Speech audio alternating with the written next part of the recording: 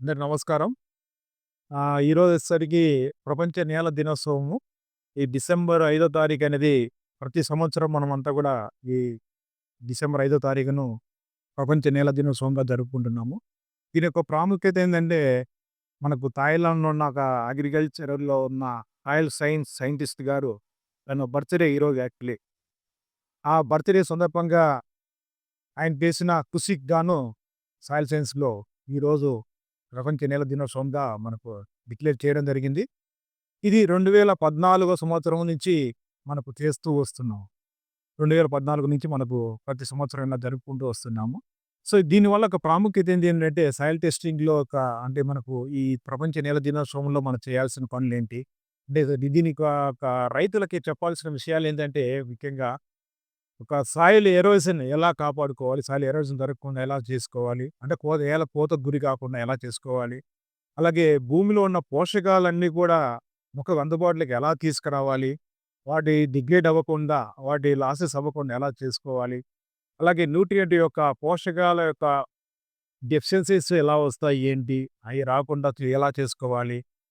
మొదలగు అంశాలన్నీ గూడా అలాగే సాయిల్ శాంపుల్స్ ఎలా కలెక్ట్ చేసుకోవాలి?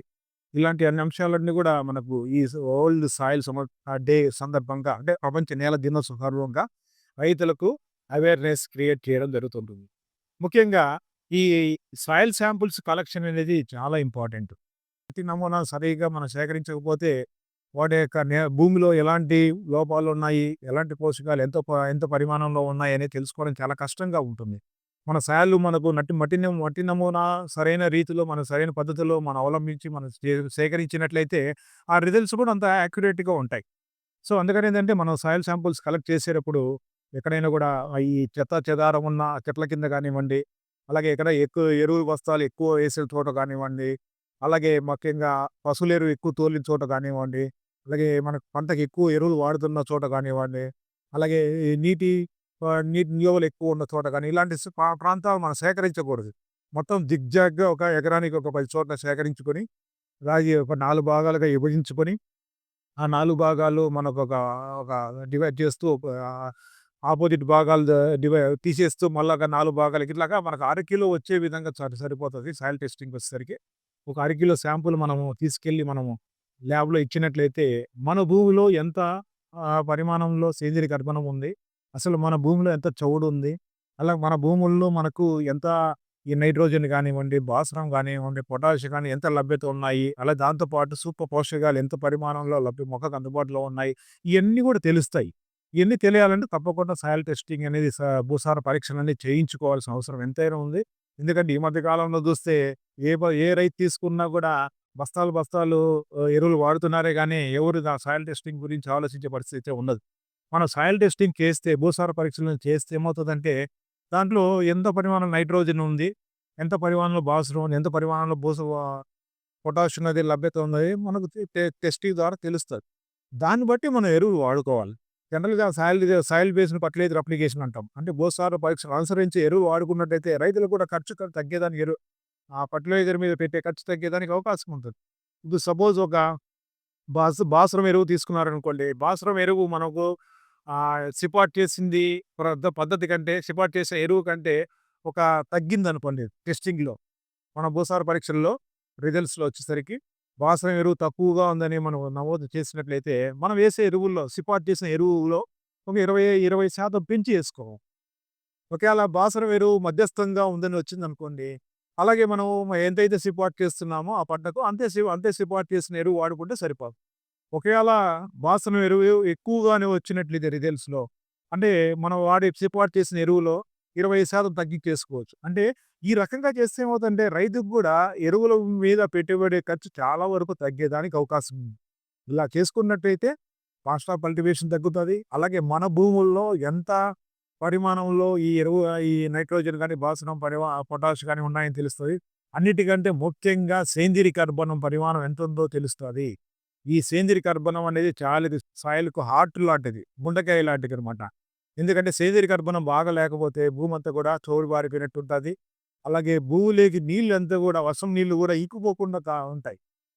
సేంద్రీయ కర్బనం బాగా ఉన్నాయనుకోండి ఇన్‌ఫిల్ట్రేషన్ రేట్ అంటాం అన్నమాట. ఇది బాగా నీళ్లు బాగా భూమిలోకి ఇంకిపోయినాయనుకోండి తొందరగా పైరు కూడా బెట్టకు గురి కాదు. తద్వారా రైతులు కూడా దిగుబడులు బాగా పెరిగేదానికి అవకాశం ఉంటుంది. అలాగే పోషకాల లభ్యత కూడా బాగా ఉంటుంది. అంతేకాకుండా ఈ సేంద్రీయ కర్బనం వల్ల భూమిలో కూడా మైక్రో ఆర్గానిజమ్స్ సూక్ష్మజీవుల సంఖ్య బాగా కోట్లాను కోట్ల రూపంలో ఎక్కువగా వస్తాయి. తద్వారా రైతులు ఏసే ఎరువు కూడా సమర్థవంతంగా కూడా మొక్కకు అందుబాటులోకి వస్తది. ఊరికే ఏసి మామూలుగా సేంద్రీయ కర్బనం లేకుండా ఎరువులు వాడుకో వస్తామంటే కొంత కొంత కొంత పరిమాణంలోనే మొక్కకు అందుబాటులో ఉంటుంది. మిగతాదంతా అందుబాటులో ఉండదు. వేస్టేజ్ అనేది ఎక్కువగా జరుగుతుంటుంది. సో, అందుకని అలా జరగకుండా వల్ల సేంద్రీయ కర్బనం ఎంత పరిమాణంలో ఉందో తెలుస్తది. దాన్ని బట్టి మనం ఎరువు వాడుతాం. ఇప్పుడు సేంద్రీయ కర్బనం తక్కువగా చాలా ప్రాంతాల్లో సేంద్రీయ కర్బనం తక్కువగా వస్తుంది. ఆ తక్కువగా ఉందని తెలుసుకున్నప్పుడు మనకు పైపాటుగా ఏందంటే మనకు పసలు ఎరువు తోలుకోవడమా, లేదా వానపాముల ఎరువులు తోలుకోవడమా, లేదా నాడర్ కంపోస్ట్ ఎరువు తోలుకోవడమా, లేకపోతే మనకు ఇలాంటి దొరకని పక్షంలో ఏంటంటే మనకు మార్కెట్‌లో దొరికే పచ్చిరొట్ట ఎరువులు, ఇత్తనాలుంటాయి. దాంట్లో జీలుగు గానివ్వండి, జనుము గానివ్వండి, పిల్లి పెసరు గానివ్వండి, ఇత్తనాలు మనం ఎకరం పొలంలో చల్లుకొని పంట ఏసిన విత్తనం వేసిన తర్వాత 25 రోజుల మధ్య అంటే పూత ముందే కలెదురుకున్నారనుకోండి, దాదాపు 5, 6 టన్నుల పచ్చిరొట్ట ఎరువు వస్తది. తద్వారా భూమిలో సేంద్రీయ కర్బనం బాగా పెరుగుతాయి. అంతేకాకుండా మొదటి మొదటి దఫా ఏసే ఎరువుల మోతాదు కూడా చాలా వరకు తగ్గించడానికి అవకాశం ఉంటుంది.